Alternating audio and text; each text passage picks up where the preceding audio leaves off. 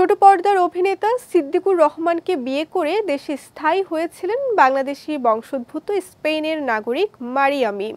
এরপর মডেলিং শুরু করেছিলেন তিনি। চেয়েছিলেন মিডিয়াতে ক্যারিয়ার গড়তে, কিন্তু সেই পথে বাধা হয়ে দাঁড়ান সিদ্দিক। স্ত্রীকে সংসারেই মনোযোগী হতে বলেন অভিনেতা।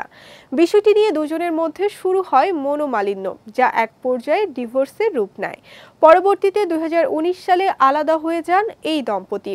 এরপর পেরিয়ে গেছে 6 বছর, নতুন করে আবারও সম্পর্কে জড়িয়েছেন সিদ্দিকের প্রাক্তন স্ত্রী মারিয়া মিম। সম্প্রতি ইনস্টাগ্রামে এক যুবকের সঙ্গে একটি ভিডিও প্রকাশ করেছেন তিনি, যেখানে নিজের ভালোবাসার মানুষের চেহারা ঢেকে রাখলেও ওই যুবককে আমার ভালোবাসা বলেই সম্বোধন করেছেন এই মডেল। এদিকে সম্প্রতি মারধরের শিকার হয়েছেন অভিনেতা সিদ্দিক। এরপর বর্তমানে কারাগারে রয়েছেন তিনি। বিষয়টি নিয়ে নেটিজেনরা মারিয়া মিমকে কটাক্ষ করলে তাদের তুলোধুনো করেছেন এই মডেল। এক নেটিজেন মিমকে প্রশ্ন করেন, সিদ্দিক জেলে তুমি কি খুশি?